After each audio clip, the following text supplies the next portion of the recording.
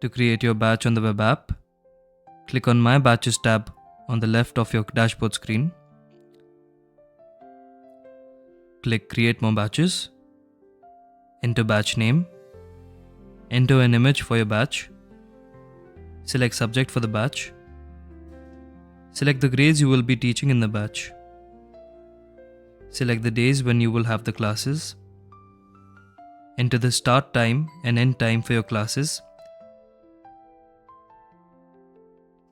and your start date and end date for the batch. Now select how you want to display your fees, as either per month or per class. Enter the currency and fees amount. Enter maximum number of students and the class mode. Then click on Done to create the batch.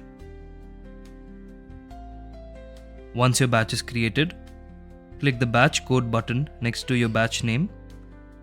Here you can copy the message or the code to share with your students. Click the Members tab on your batch screen.